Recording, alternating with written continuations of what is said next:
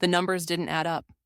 I stared at my laptop screen, scrolling through the company's financial records for the third time tonight. A withdrawal of $250,000 stuck out like a neon sign, but I had no memory of authorizing it. My father had taught me to trust my instincts about money, and right now, every cell in my body was screaming that something was wrong. I'm Monica, and until 6 months ago, I was living what I thought was a charmed life. My father's software company had grown into something remarkable under my leadership. My marriage to Killian seemed perfect, and my best friend Addison had just joined our financial department. Now, watching the cursor blink on my screen at 11 p.m., that perfect life was starting to show cracks. "Still working, honey?" Killian's voice made me jump. He stood in the doorway of my home office, 2 glasses of wine in hand. "You need to relax more." I quickly minimized the window. "Just checking some reports. You know how it is." He set a glass beside me, his hand lingering on my shoulder. "You work too hard. Come to bed soon?" "In a bit," I promised, forcing a smile. After he left, I pulled the records back up. The withdrawal had been processed through our secondary account, one that required 2 signatures, mine and either Killian's or Addison's, except I never signed anything. My phone buzzed, a text from Addison. "Hey girl, lunch tomorrow? Have some exciting news." I typed back, "Sure," while my stomach churned. Addison had been acting different lately. Designer clothes, a new car, whispered phone calls that ended when I entered the room. I opened my email and found what I was looking for, a scanned copy of the withdrawal authorization. My signature was there, perfect in every way. Too perfect. I pulled out an old document with my actual signature and held it up to the screen. The strokes were identical, down to the slight curve in the M. This wasn't a copy of my signature. This was a forgery. My phone buzzed again. "Killian, don't stay up too late. Love you." I stared at those 3 words, remembering how he'd been working late with Addison on special projects for the past few months. How they always seemed to be in deep conversation that stopped when I approached. How money had started disappearing in small amounts before this big withdrawal. "Love you too," I typed back, my fingers trembling. Tomorrow at lunch, Addison would share her exciting news. But tonight I had work to do. I opened a new browser window and searched for how to track email communications between specific accounts. If someone was stealing from my father's legacy, I was going to find out exactly who and why. Addison was 30 minutes late for lunch, which gave me plenty of time to install the email monitoring software on my phone. When she finally breezed into the restaurant, her new Gucci bag caught my eye. Probably worth at least 3 months of her salary. "Monica, I'm so sorry I'm late." She air-kissed my cheek. "You won't believe what happened. Killian and I were stuck in this endless meeting about the new investment portfolio." I kept my voice steady. "Oh? I didn't know you two were working on investments." "Just helping him organize some things." She waved down a waiter. "God, I need a drink. Mimosa, please." While Addison chatted about office gossip, I thought about the friendship bracelet she'd made me in 6th grade.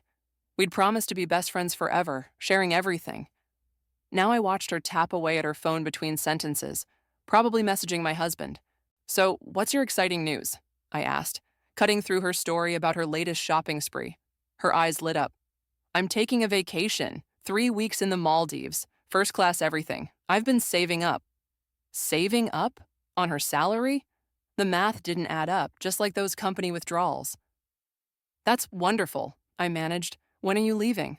"Next month. The tickets are already booked." She leaned forward. "Actually, I wanted to ask you something. Could you handle the monthly reconciliation while I'm gone? I know it's usually my job, but—" "Of course." I smiled, imagining the records I'd find. What are friends for? Back at the office, I locked my door and pulled up the tracking software. Emails between Killian and Addison flooded my screen. Most were innocent enough. Meeting schedules, budget reports. Then I saw it. An email from yesterday. "Everything's set. Accounts are ready for the final transfer. M still hasn't noticed the previous withdrawals. Maldives tickets booked, 1 month until freedom." Killian's response? "Perfect. Keep her distracted. I'll move the rest of the money next week. See you tonight to celebrate?" My hands shook as I forwarded the emails to my personal account. A knock at my door made me jump. "Hey, beautiful." Killian walked in, looking perfectly put together in his expensive suit. "Dinner tonight? That new Italian place you've been wanting to try?" I thought about all the nights we'd spent planning our future together. All the times he'd held me when I cried about losing Dad. All lies. Sorry, honey. I forced a smile. I have to work late. Those monthly reconciliations won't do themselves. He kissed my cheek. Don't work too hard. As soon as he left, I called Jasmine in legal. I need your help, I whispered, and we need to talk somewhere private. They've stolen how much? Jasmine nearly choked on her coffee. We sat in a small cafe 3 blocks from the office, far enough that we wouldn't run into anyone we knew. Almost $500,000 total, I said, sliding my phone across the table to show her the evidence. And they're planning to take more before escaping to the Maldives. Jasmine scrolled through the emails, her lawyer face on. This is extensive. They've been planning this for months. My phone buzzed. Another email notification from the tracking software. I opened it and my blood ran cold. Listen to this, I whispered, reading aloud. T says he can help expedite the process. Meeting him tonight at 8, same place as last time. T? Jasmine frowned. Must be Tobias. He's been hanging around Addison lately, always lurking in the background at company events. We need more than emails, Jasmine said, switching to full legal mode. Bank records, transfer authorizations, everything. And we need someone who knows the financial industry inside and out.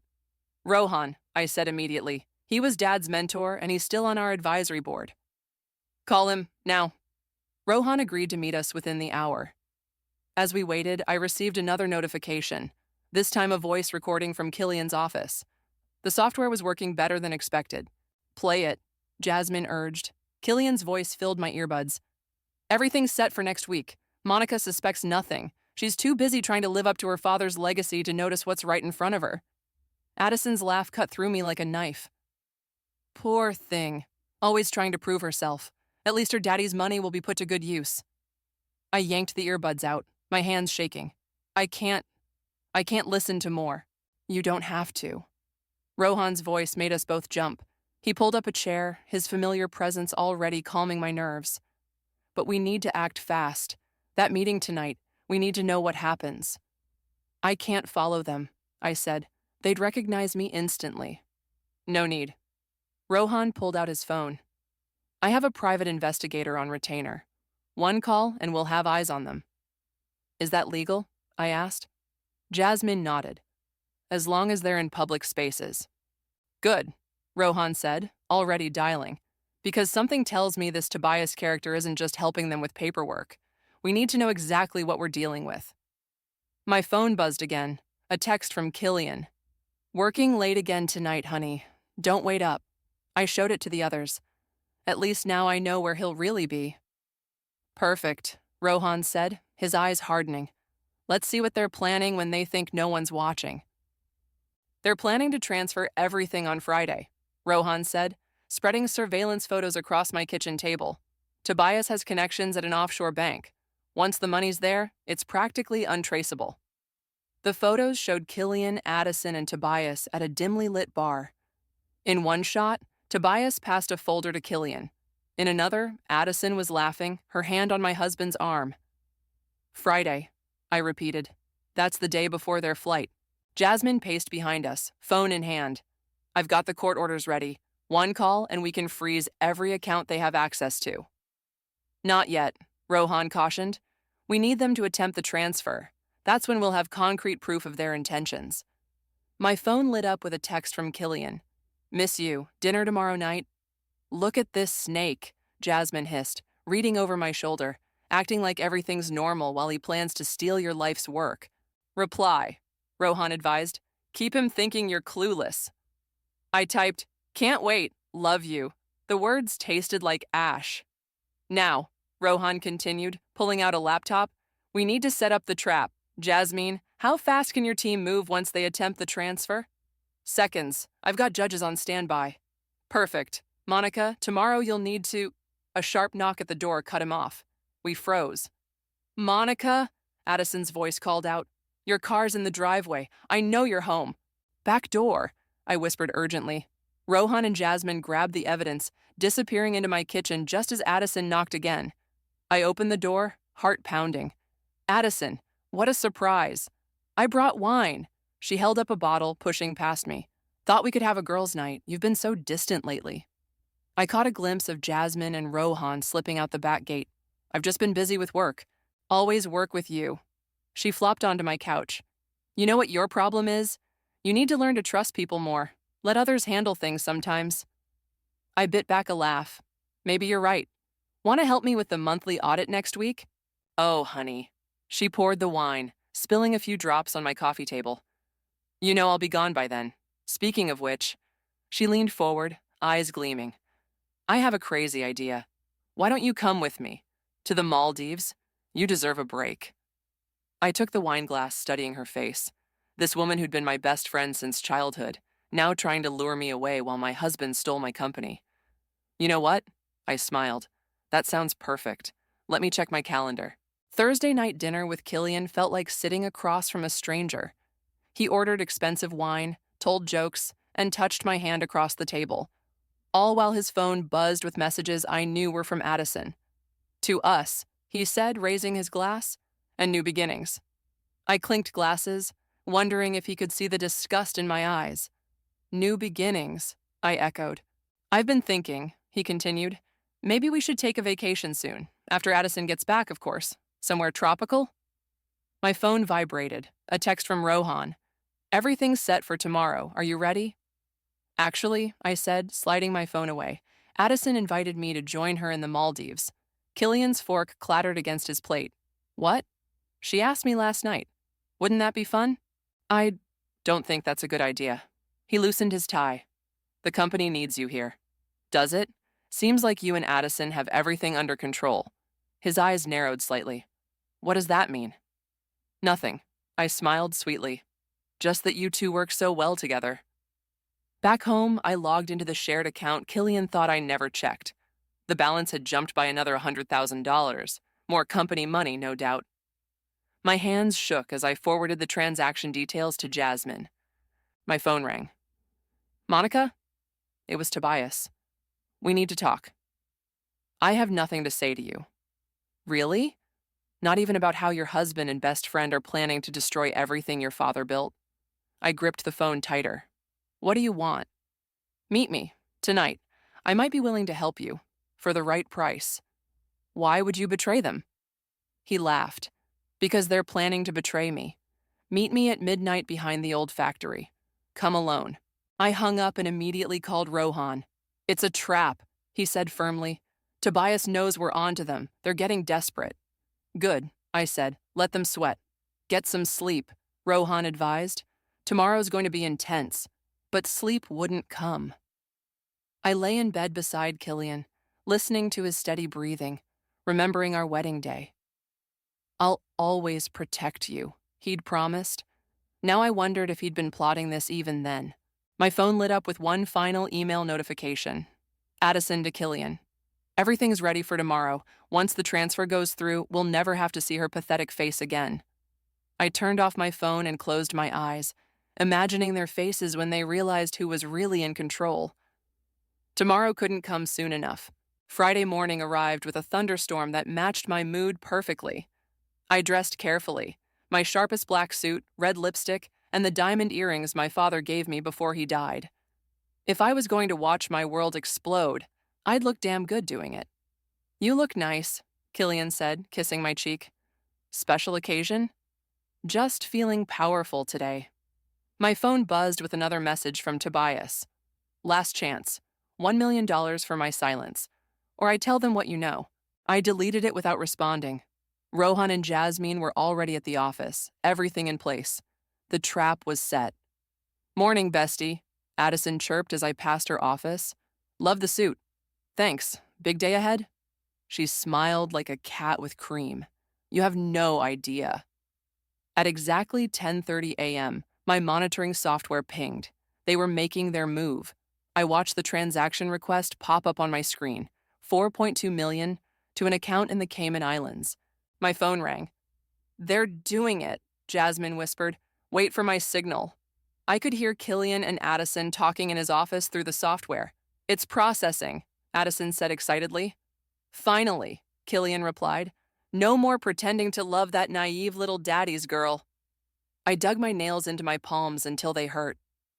Now, Jasmine's voice crackled through my phone. I stood up, straightened my jacket, and walked to Killian's office. Through the glass, I could see them huddled over his computer, champagne already open on his desk. Something wrong? I asked sweetly, pushing the door open. The system seems to be flagging some unusual activity. Everything's fine, Killian said quickly. Just routine transfers. Really? I pulled out my phone. Because I have some interesting emails that suggest otherwise. The color drained from Addison's face. What emails? Oh, you know, the ones about stealing my company's money, planning your escape to the Maldives, calling me a pathetic daddy's girl. Killian stood up. Monica, I can explain. Save it. I pressed a button on my phone. Jasmine, now. The office doors burst open. Jasmine strode in with 2 police officers and a court official. What's happening? Addison shrieked. Justice, I said, watching their faces crumble as their computer screens flashed red with transaction denied, accounts frozen by court order. You can't do this, Killian sputtered. I leaned close to his face. Watch me. The police stepped forward with handcuffs, but this was just the beginning. I had so much more planned for the people who tried to steal my father's legacy. You stupid bitch! Addison lunged at me, but the police officer caught her arm. We had everything planned perfectly. That's the problem with perfect plans, I said, pulling out a stack of papers. They make you sloppy, like using the same signature forgery template multiple times, or discussing fraud over company email. Monica, please. Killian tried his charming smile one last time. We can work this out. Think about our marriage. Our marriage? I laughed. Let's talk about our marriage while I play this recording for everyone. I pressed play on my phone. Killian's voice filled the office. Once we have the money, we'll disappear. Monica can cry about her daddy's company while we're sipping cocktails in paradise. The smug look finally dropped from his face. You recorded us? Addison whispered. No, you recorded yourselves. I just listened. I turned to the court official. I believe you have something for them? He stepped forward, handing them each a thick envelope. Court orders freezing all your assets, and these are your arrest warrants for fraud, embezzlement, and conspiracy. You can't prove anything, Killian snarled. Actually, Tobias appeared in the doorway looking nervous. I gave them everything, the offshore account details, the forged documents, all of it. Addison's face contorted with rage. You traitor! Smart man, I corrected. He took the deal we offered. Full immunity in exchange for testimony. Officers, Jasmine said smoothly, I believe we're done here. As they led Killian and Addison away in handcuffs, my husband tried one last time. Monica, what about all our years together? I held up my left hand and slowly removed my wedding ring. Consider this my divorce filing. I dropped the ring in his jacket pocket as he passed. The office had gone silent, everyone watching through their windows. I turned to address them all. As of today, there will be changes at this company. We're implementing new financial controls, and I'm promoting Jasmine to Chief Legal Officer. Anyone who has a problem with that can submit their resignation. No one moved. Good. Then let's get back to work. We have a company to run. Rohan appeared at my side. You did it. Your father would be proud. We're not done yet, I said, watching the police cars pull away. Tomorrow we start making this company everything he dreamed it could be. And tonight, I smiled, feeling lighter than I had in months. Tonight I'm going home to my empty house, ordering a massive pizza, and drinking that bottle of champagne they were saving for their getaway. Want company? Jasmine asked. We could make it a celebration. You know what? I'd like that. I looked around at my real friends, the ones who stood by me. I'd like that a lot. And that's why I started the Women in Business Mentorship Program, I concluded, looking out at the packed auditorium. Because sometimes the people closest to you can betray you, but that doesn't mean you stop trusting altogether. It means you get smarter, stronger, and help others do the same. The applause was deafening. As I stepped away from the podium, Jasmine met me backstage with a grin. Another killer speech, she said. The waiting list for the mentorship program just hit 1,000 applicants. Good thing we expanded the board. I checked my phone. Another email from Killian's lawyer, begging for a settlement. Delete. Have you heard the latest? Rohan joined us, tablet in hand. Addison's trying to write a tell-all book from prison. Publishers won't touch it. Of course not, I smiled. Who wants to read about failed criminals? My phone buzzed, a text from the detective who'd handled the case. Tobias spotted in Mexico. Want us to pick him up for violating parole? Yes, I typed back. No loose ends. Speaking of loose ends, Jasmine said, the new security system caught someone trying to hack our servers last night. Traced it back to Killian's prison computer time. I shook my head. Some people never learn. Send the evidence to his parole board. Already done. She hesitated. Are you okay with all of this? I looked around at my rebuilt life, my thriving company, my true friends, the women I was helping to protect themselves from people like Killian and Addison. I'm better than okay. Dad always said success is the best revenge, but he was wrong. Success while helping others? That's true justice. Ms. Monica? A young intern appeared. The next group of mentees is ready for you. Perfect. I straightened my jacket. Jasmine, want to help me show these women how to spot a fraud? Always. As we walked toward the conference room, I caught my reflection in a window. I saw my father's determination in my eyes, but the smile was all mine, harder, wiser, but genuine. Ready to change some lives? Jasmine asked. That's what Dad's company was always meant to do, I said. We just needed to get rid of the rats first. I pushed open the door to find 20 eager faces waiting to learn. These women wouldn't have to learn their lessons the hard way like I did. They'd be prepared, protected, empowered. Welcome, everyone, I said. Let's talk about protecting what's yours and building something even stronger. Trust me, I know exactly how it's done. The women leaned forward, ready to learn, and I felt that familiar surge of purpose. This was my real legacy, not just preserving my father's dream, but building something even better from the ashes of betrayal.